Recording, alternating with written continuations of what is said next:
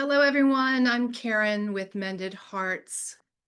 We are going to give this just a few moments to let people in from the waiting room. We have a really informative session planned for this afternoon, so let's just give it a few more moments and we'll get started.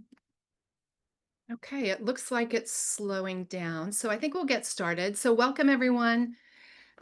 Thank you for joining us for this very informative session this afternoon on advancing heart failure care, gene therapy, and clinical trials.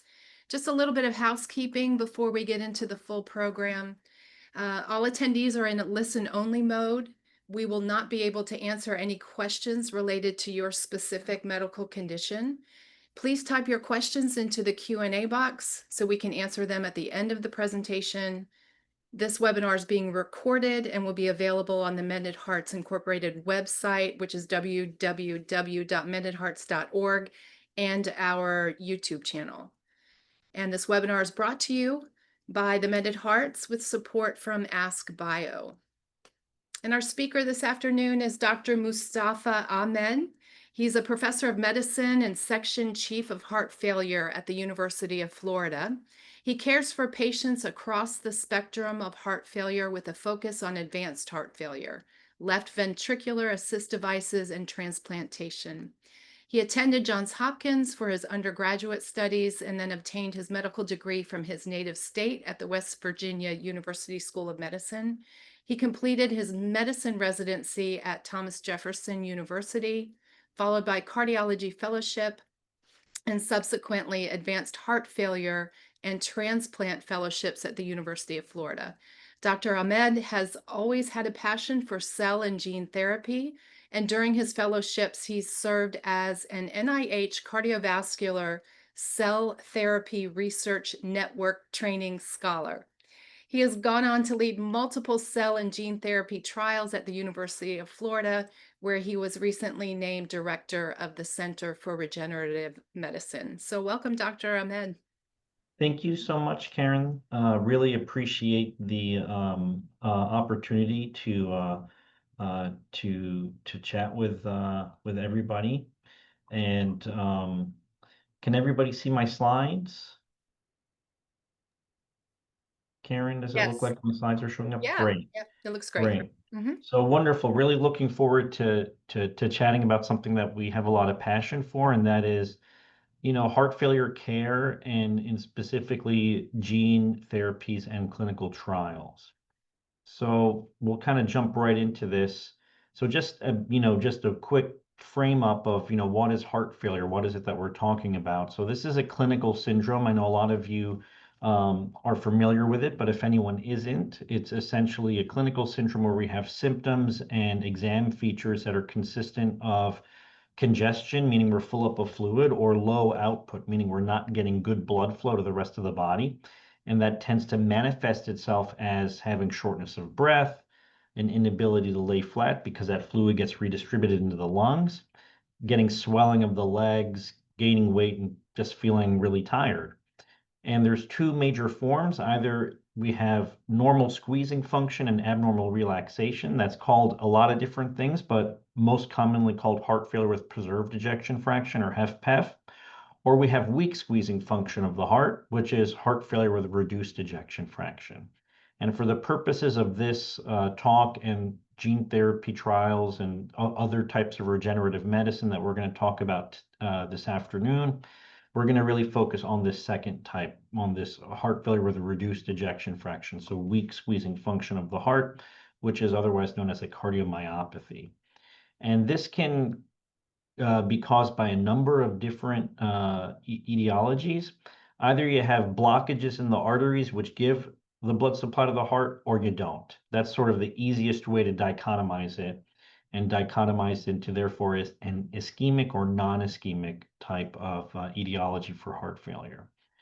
So to kind of get into regenerative therapies for heart failure, what are those? What are those? What are we really talking about? And so this is going to be stem cell and gene therapy. And so stem cell therapy came up with this idea that if you could get cells out of the bone marrow or in the fat tissue, you could then get what are called multipotent mesenchymal stem cells. And these cells, in theory, have the ability to turn into any type of other cell. And the idea was if you can get these cells, they'll turn into heart muscle cells, and then they will regenerate the squeezing function of the heart. And that was sort of the thought process maybe 20, 30 years ago about how stem cell therapy could be very helpful for patients who have weak squeezing function of the heart. Well, it turns out that's not exactly how stem cells work. And in reality, if we kind of think about what happens normally to the heart, is that if you have some kind of insult, in this cartoon, the insult that's being demonstrated is somebody has a heart attack. What would happen is that the body has sort of normal reparative mechanisms, which are related to stem cells that can kind of induce repair.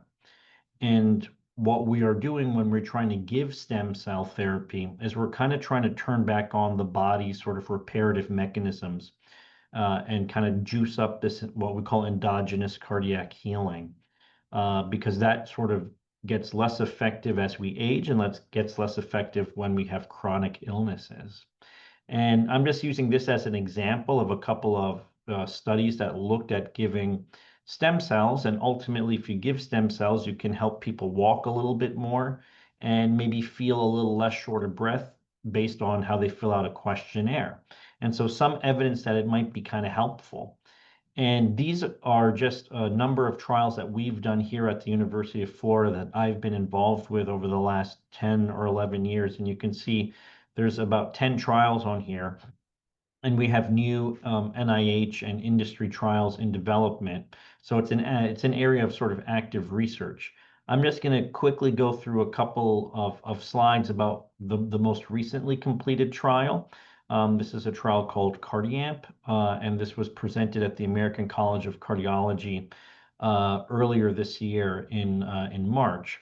And the way this would work is that you would take kind of like a mini bone marrow biopsy and from the patient themselves, and you would prepare that bone marrow to try to get ultimately these stem cells, and then these would be delivered back to the heart uh, via a procedure that's essentially like a heart catheterization, and this is actually being injected into the heart muscle tissue itself.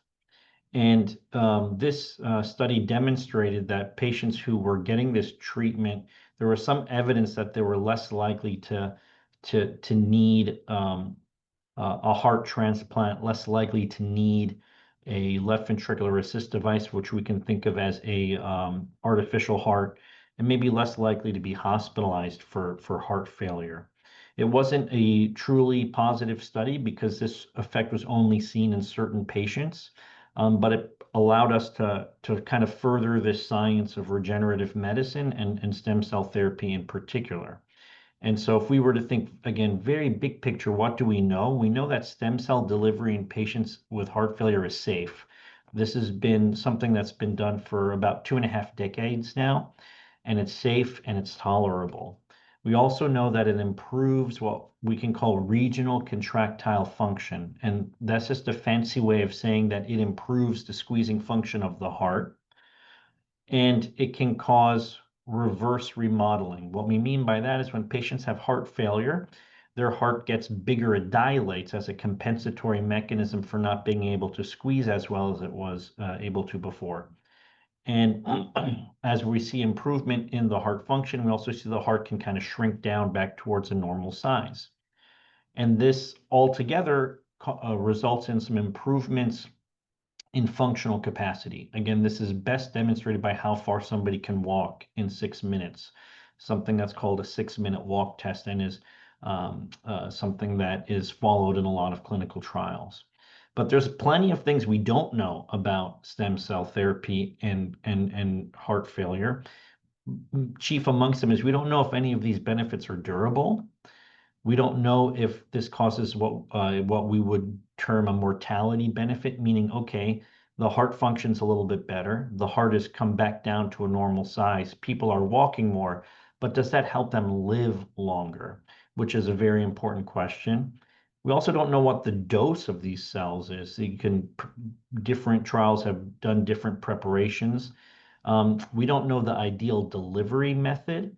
In one of my own clinical trials, we gave the stem cells just in an IV peripherally. The example that I showed, it's being injected into the heart muscle tissue.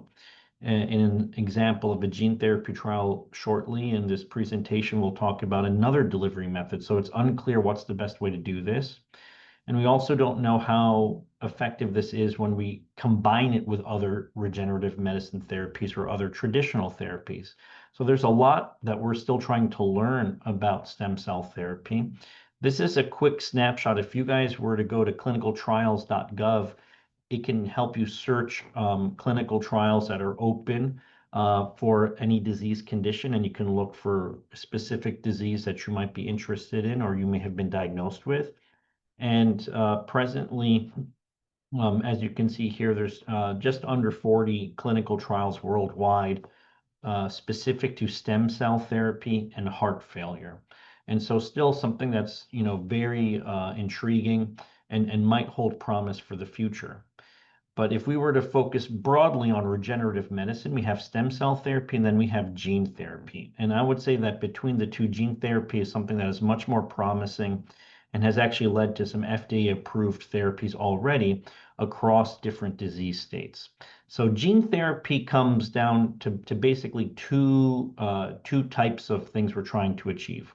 Either gene replacement, and in this cartoon, what we're doing is we're using a viral vector to get a functional gene into the cell to restore protein expression. So there's a dysfunctional gene, it's not creating an appropriate protein, and that's causing some dysfunction. So this is a way to fix that, and we would call that gene replacement. And then we also have gene editing, which is sort of something very precise for the patient and their specific disease, where you are editing out dysfunctional genetic material. And so these are two very promising mechanisms for gene therapy. Both gene replacement and gene editing are things that are being done.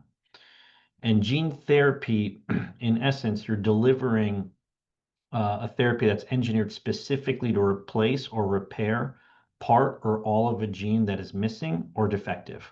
And so it can have a lot of a very broad application because it's going to address both inherited conditions as well as acquired conditions and ultimately introduce a functional gene for that individual. And the reason why this is so intriguing is that you're ultimately engineering a very specific therapy, and it's going to be treating symptoms directly targeting the genetic cause of a disease and change the way the cells are working.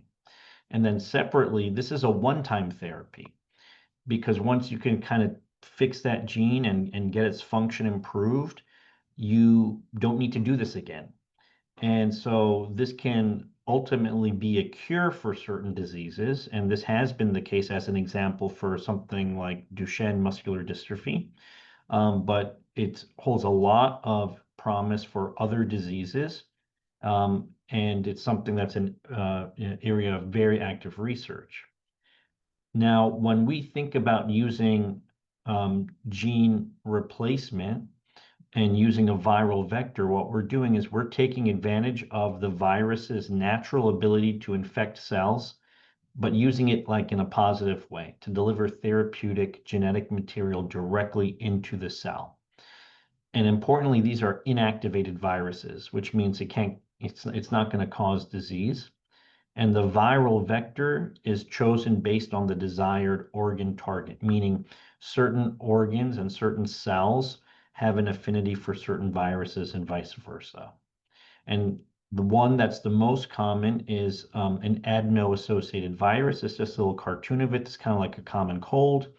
And these are really well suited to take care of these types of conditions because they have very good uptake in things like heart muscle, as an example.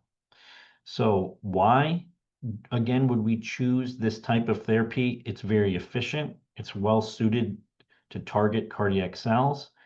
It's durable. It's a one-time dose. It has good transduction, which is a fancy way of saying that once it gets into the cell, it causes the change in the proteins that you would like. And this has been demonstrated to be very safe over the course of multiple decades across many different disease states, both in adults and in children. And just as an example, this is a list of, in the last 7 or 8 years, the dozen or so FDA approved gene replacement therapies that are associated with using these sort of viral vectors. And you can see sort of the disease area that they're in, as well as the patient type that they're in. So both in adults and in children. So there really is a lot of information and a lot of data in and around using these types of therapies to help people feel better, to help people live longer, and in these cases that are shown here, to cure their disease states. And if we were just to type in gene therapy and heart disease, you can see much larger numbers than the stem cell trials, right? This is more than 400 trials across the world that are looking at types of gene therapy and types of heart disease, with almost 200 studies here in North America. So I'm going to talk about one of those trials, which is called Gene Fit. And this is ultimately a trial that is looking at anybody who has non-ischemic cardiomyopathy, meaning they have weak squeezing function of the heart, and they have it not because of blockages in the arteries. So they don't have significant blockages in the arteries. And what this cartoon is telling us is that ultimately patients who have weak squeezing function of the heart, they have abnormal calcium cycling. Calcium is very important for helping the heart muscle to know when to contract and how hard to contract. And as people have heart failure, the gene and the proteins that regulate that, they get out of whack. And so the idea here is to try to fix this particular calcium cycling cascade by trying to improve these particular targets. And the way this is done is that it's given down the coronary artery. So this is done with a very traditional heart catheterization procedure. You get a little tube in one of the arteries, either in the wrist or in the groin. Through that tube, think of us putting a very long tube that then engages the arteries that give the blood supply to the heart. And then you kind of squirt this right down the coronary arteries. And excuse me, this allows for kind of a local dose of the viral vector right to the heart muscle itself. And this was studied in what we call a phase 1 trial. So when we're talking about different phases of a clinical trial, the earliest phase for human studies is a phase 1 trial where it's going to be small numbers. Here you can see a total of 11 patients were included in this trial, 6 patients at a low dose and 5 patients at a higher dose. And in a phase 1 clinical trial, the main goal is to demonstrate that it's safe. You're not so much looking for efficacy because, again, you have such small numbers of patients. You wouldn't really be able to prove efficacy, but you usually will have some endpoints or some outcomes that you're going to measure to give you an idea, is there some effectiveness? But the main reason you do this is to make sure it's safe. And so this is the data from the phase 1 portion of this trial. And I'm not showing any of the safety data, but it was safe. And if you look at this sort of color-coded table here, things that are in this sort of, on my screen, this is kind of like blue. I don't know how this is projecting on Zoom. The blue is an improvement. The purple is stable, no change, and red would be worsening. And you can see on this table, there's no red. It's essentially all blue with a little bit of purple, suggesting that patients who were given therapy had an improvement in their New York Heart Association classification, which means that they were less symptomatic with their heart failure. They were able to do more without being as short of breath. And their left ventricular ejection fraction, how well their heart was squeezing, was either stable or improved. And then you can see that in a kind of a different graphical representation on the right-hand side. And these little asterisks mean that those changes were statistically significant. And so this was actually very promising that in a phase 1 trial, this therapy was demonstrated to not only be safe, but have some early evidence of effectiveness that this might actually be helping people. And so now this is in a larger phase 2 clinical trial, which we're one of the centers, and these are the centers across the country that are participating in the Gene Fit study. And I have created this little QR code. If you guys were to scan that, it will take you to the clinicaltrials.gov landing page for this particular trial. And then you can see the contact information for the primary investigator at each one of these sites, where you could contact them to try to get a little more information about this clinical trial to see if this is something that you might qualify for. And in general, clinicaltrials.gov can be a really nice resource for anybody who's interested in either learning more about a clinical trial or participating in a clinical trial. So that's just kind of a super fast whirlwind about gene therapy and clinical trials and heart failure. And so in conclusion, I would say big picture regenerative medicine strategies such as cell and gene therapy, they really do hold a lot of promise for heart failure. Targeted gene therapy can mitigate or prevent disease states in selected patients. And this is a super active area of research with multiple current clinical trials that are open for recruitment. And largely, I was hoping just to have this to be very interactive and just get folks' thoughts as opposed to running through a lot of different slides. And so I wanted to just kind of cap it like that. And apologies if that was a little bit, too broad or not as in depth as you were hoping for, but hopefully that'll leave us plenty of time for questions. Thank you. Yeah, so as a reminder, any questions, put them in the Q&A and I will Okay. be watching that. But in the meantime, I do have a couple. What side effects potentially could a participant have in this gene therapy if they Yeah, participate? so when we're giving gene therapy, it depends a little bit on exactly what we're doing, but if we're using, an adeno-associated virus, we're essentially, using again, viruses to get into the cell. So the biggest type of side effects would be kind of things that are kind of like immune related. You might have a hyperactive immune response to the gene therapy. This particular trial, the Gene Fit trial, is using lower doses and kind of targeting directly at the heart. So there is no medication that's delivered at the time that you're getting the therapy to suppress the immune system.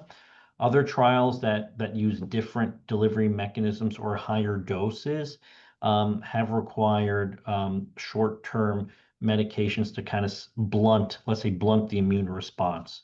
And so you could kind of think of just similar to how you get a vaccine. You kind of, get pain and you can sometimes feel kind of crummy. That's like an immune response to the vaccine. And so those would be some of the bigger or more concerning side effects. And then, of course, you have to consider the delivery mechanism. In this particular trial, the Gene Fit trial, the delivery mechanism is a heart catheterization.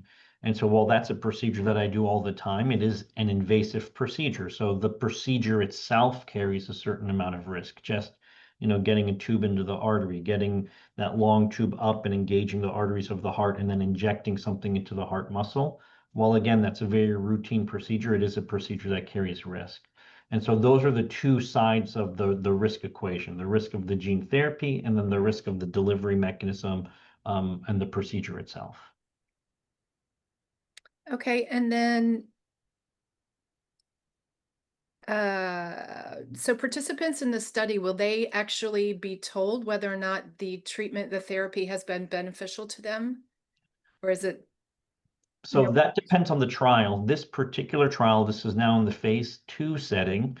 And so the phase 2 setting, it is randomized and blinded. And what we mean by that is not everyone is getting the gene therapy, but neither the patient nor the individual delivering the therapy know what's being delivered. So it's double blinded, meaning the patient doesn't know what they're getting, and me as a provider, I don't know what I'm delivering. So it's either a placebo or the gene therapy itself. And in regard to will somebody know that they've had a benefit? Well, as part of the trial, they'll be getting a lot of testing, which include a lot of ultrasounds of the heart, which we call an echocardiogram. So we'll see if the squeezing function of the heart's getting better. They'd be undergoing a lot of follow-up and walking tests, and so there'd be parameters to understand if someone is getting better. And then at the end of the trial, for this depends a lot on the trial, but usually at the end of many of these types of gene or stem cell trials, they may unblind the patient so that they know what type of therapy they received. Part of that is for future considerations because some of these individuals might want to be participants in future gene or cell therapy trials, and they would need to know if they had received gene or cell therapy in the past. And this next question maybe kind of fits nicely into that what you just said. Somebody's wondering if my existing DNA is modified in any way. So no, not with this trial and not with what we're calling gene replacement. Your existing DNA would be modified in the gene in something that's called gene editing, where you're kind of, using something called CRISPR technology. And so that is a much newer technology, very promising, but not as robust of a research in clinical trials around it. Okay, thank you for that. You mentioned improving weak pumping with gene therapy. Has there been any noticeable improvement on stiffness of the heart muscle that reduces pumping function in HFpEF with gene therapy? Mhm. So HFpEF has been a very challenging clinical syndrome to manage. And in general, even with medical therapy and HFpEF, there's only a few medications that have been proven to be beneficial in large clinical trials, and there have been dozens and dozens of clinical trials done. That makes HFpEF a little bit of a trickier um, um, sort of arena to try gene therapy in, because it doesn't necessarily, have an ideal target. There are some new trials going on now that are looking at different types of gene therapies or stem cell therapies that might help with relaxation. Partly because one of the major, I don't want to say drivers but contributors and surrogate markers that we see with HFpEF and the stiffness that you pointed out is related to inflammation.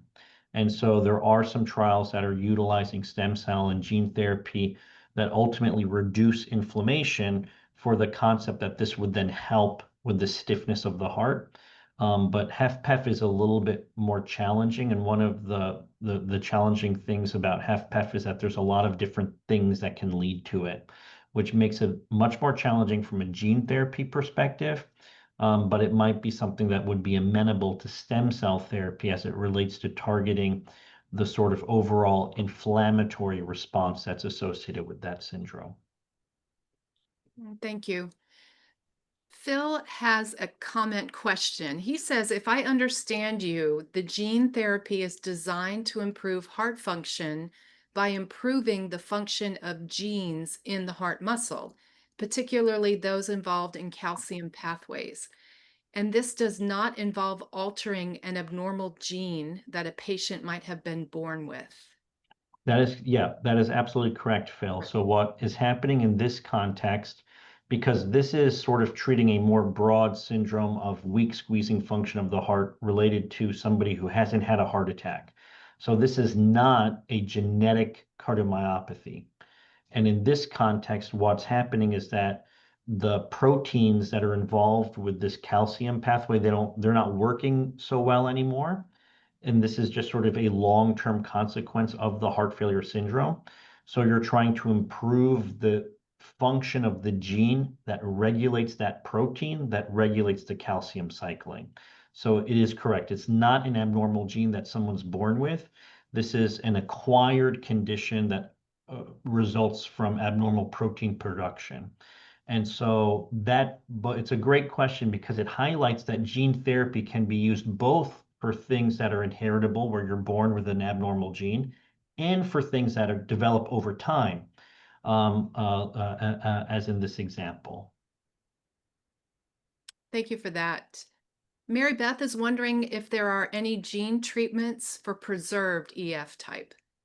So that was the same question as the HFpEF question, Okay. and so I'm not familiar with any Mary Beth, but as we saw on that clinicaltrials.gov like map, there's like 400 clinical trials right now for cardiovascular issues and gene therapy. And there are a few stem cell trials, but right now the gene therapy trials that I'm familiar with are all focusing on reduced ejection fraction. We have a question from Susanna in Sweden. She's wondering, do you have any experience with gene therapy when it comes to LMNA DCM? Yes, so that's a very active area of research, and that is the type of uh, issue that might be better suited to gene therapy because then we're actually talking about one gene issue that could be repaired or edited. And so that's something that we would be happy to connect with offline. And here at the university, we have a Center for Advanced Therapeutics, and there are, that's a very, active area of research. At this moment in time, we do not have an LMNA clinical trial here at the University of Florida, but there are definitely such programs across the world. And again, I think just kind of continuing, what's the cutoff that you use to define preserved versus reduced ejection fraction? Yeah, so that's kind of changed over time. And some of that is different based on the clinical trials that you look at. From a very strict sort of how we define heart failure, we would define an ejection fraction of below 40% as being reduced ejection fraction, and an ejection fraction above 50% and somebody who has heart failure symptoms as being a HFpEF person. And then that 40 to 50 is an area of a little bit of controversy. And in the latest guidelines that were issued a couple of years ago, where there was this attempt to create a universal definition of heart failure, that 40 to 50 is called mid-range ejection fraction. So it is a little goofy that we're also defining these syndromes exclusively based on, an ejection fraction. But those are sort of the cutoff. So less than 40 is reduced and more than 50 would be preserved. Thank you. Stephen is wondering if you could please discuss the monitoring frequency of patients in these trials.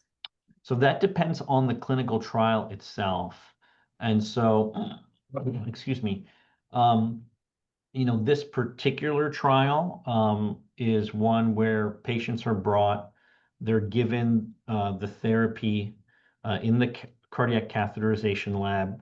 They spend the night in observation, Hmm. and then they're seen at 3 days, 1 week, and then a month, 3 months, and 6 months. Every clinical trial is going to be a little different based on the particular protocol that is written for that clinical trial. But this particular trial and most of the gene therapy trials that are available these days are not requiring that patients be in the hospital, but they tend to have, at least an overnight stay, so that patients can be monitored in that sort of 24, 36-hour period of getting the therapy. And there's usually a pretty intensive follow-up for that first week, after which it starts getting spread out. But again, the specifics of the intensity of the follow-up would be related to the actual trial. They're all going to have slightly different protocols. And most of these clinical trials will try to facilitate that because, of course, you're pulling from broad areas. People are traveling, and so they will do things to try to, mitigate the difficulties of the travel and how disruptive something like that could be to someone's life and for their family and for their caregivers. Aaron is wondering how long does it usually take for these these therapies to go from trial phase to an actual prescribed therapy in clinic? It can take many, many years because of the nature of doing these trials. We need to first have a phase one clinical trial, then a phase two clinical trial. So phase one, we're looking at safety. Phase two, in this case of the Gene Fit trial, the phase two trial is going to enroll 165 patients. And you're looking at some sort of kind of short-term benefit. And then that would need to be followed by a phase three clinical trial with even more patients, where you're going to look at longer term benefit and some more let's say higher bar of demonstrating benefit, whether that's helping people to live longer or what have you. And so this can take many years. The Gene Fit phase two trial is about it's in its second year, and about 105 or 110 of those 150 patients are enrolled. And so to do these clinical trials, it takes several years. And so to get from the start of a phase one and to get everything taken care of to be able to get something like this to market is going to take several years in the sort of best case scenario. Carol's wondering how many people are being recruited for the phase two study, and is there an age limit? So the phase two study is targeting 150 or 160 patients. Again, roughly speaking, about 100 or 105 of those patients have been recruited, so it's about two-thirds complete. And then what was the second part of that question, Karen? Oh, the age Age. cutoff. Yes. I can't recall off the top of my head. I believe it's 80 years old, but I would have to double check. Um, all right. Laura is curious to know if a history of allergic reactions to drugs preclude participation or increase risk. Likewise, a history of inflammatory polyarthropathy. So great question. That will depend a little bit on the specific clinical trial. Most of the clinical trials will have some language in there about underlying autoimmune conditions that might exclude someone's participation. Um, for the Gene Fit trial, as long as you are not allergic to the components of the gene therapy, it would not exclude you. Everybody, a lot of folks have allergies to different medications or different things. So as long as you're not allergic to the actual therapy that's being delivered or the vector, that would not exclude you. The presence of prior polyneuropathy for this trial would not exclude you. For some other trials, it may, and it also oftentimes for individuals who have autoimmune diseases, sometimes the severity of that disease state would impact someone's participation in the clinical trial. Okay. What about, could you speak to clinical trials for decreased EF due to cardiovascular events? Yeah, so I think that question's kind of getting at patients who have an ischemic cardiomyopathy. They've had heart attacks in the past. So GeneFit is actually an unusual trial in that it's targeting the opposite group. The overwhelming majority of gene therapies and certainly stem cell trials were all done in individuals who have blockages in the arteries of their heart. So folks who have had multiple heart attacks and therefore have had damage to the heart muscle, and that's the mechanism of their weak squeezing function of the heart. The overwhelming majority of stem cell and gene therapy trials have been in that population. Okay, let's see. I've got questions coming in here. Let's see. So we've done this one.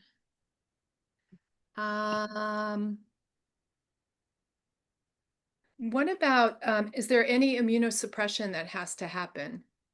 A great question. So, like we mentioned before, for the gene fit therapy, there is no immunosuppression that is needed.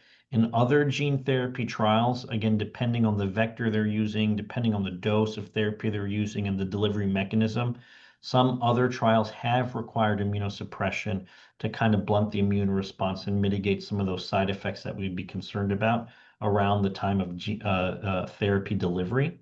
But in the gene fit trial, that is not part of the protocol, and it's not was not needed in the phase one safety portion of the trial.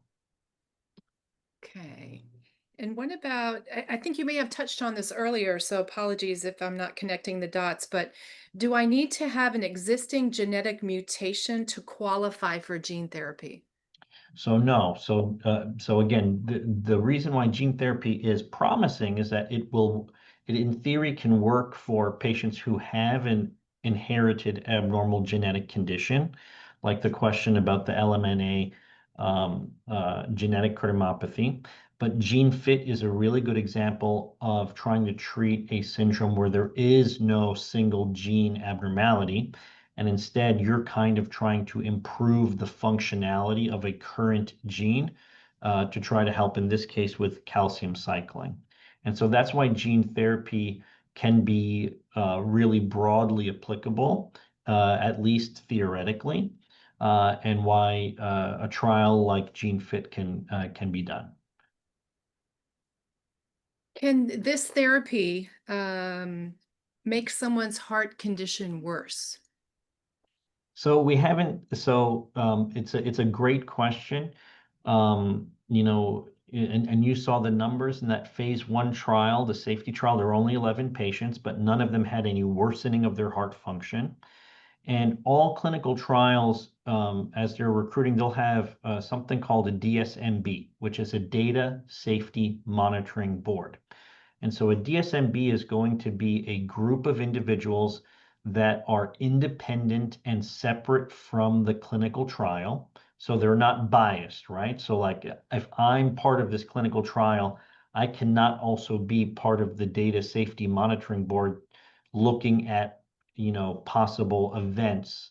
It has to be some other group of people that are blinded and independent from the trial, and they would meet at pre-specified time points to look at the data in real time to see if there's any safety signal, in which case they would pause the clinical trial. So those are some of the sort of safeguards and checks and balances that you do in a good clinical trial to make sure that patients don't have worsening or other signals of harm, and you're not waiting to do the whole trial to figure that out at the end.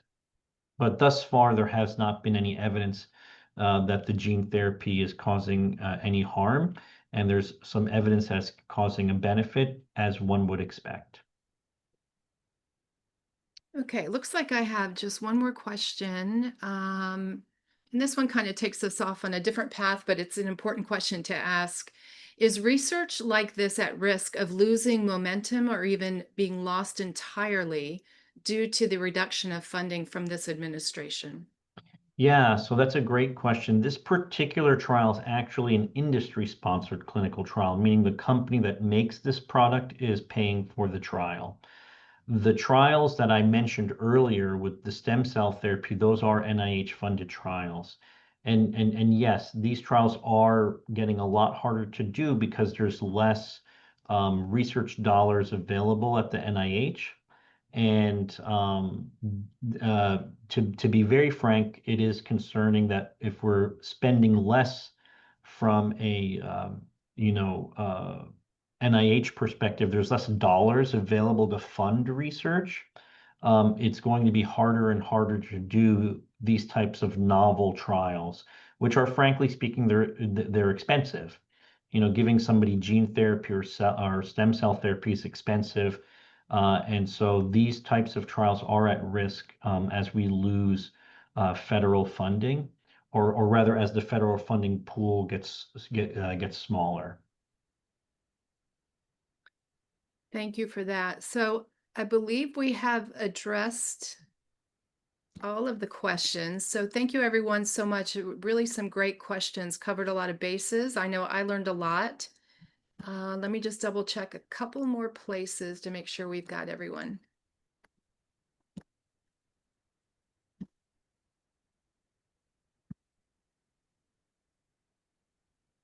Uh, Gracie, I'm sorry, I don't understand your question. Let me go back.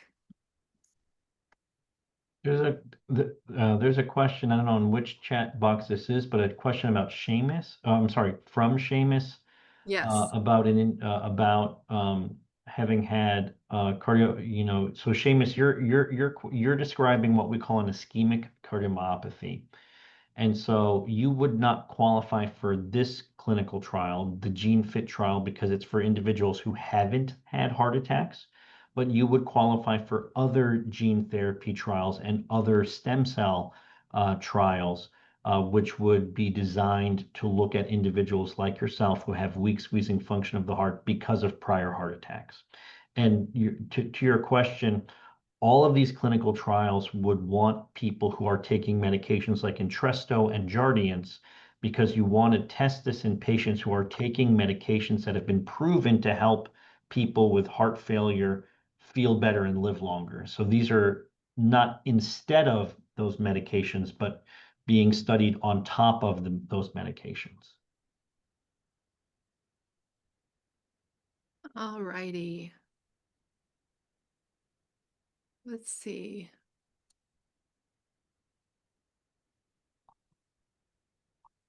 Just waiting to see if Gracie is going to resend the question. Gracie, feel free to resend. I'm sorry I missed it. Well, that was the question that I just answered. Oh, okay.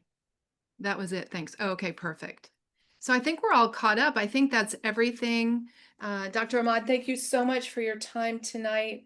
And I know you've piqued a lot of interest with a lot of patients, and it's a lot of information to sort out, certainly when you are, in this stage of cardiac disease and need of treatment. So thank you so much for your time. We really appreciate you. We're getting a lot of clapping and a lot of thank yous from our audience. So Wonderful. thank you so much. Thank you guys, and really appreciate the opportunity, and happy to connect further. And we really appreciate the patients because they're the ones who are driving the research. They're the ones who are driving the investigation. So really appreciate Mended Hearts and opportunities to engage like this. Thank you. Good night, everyone. Hi.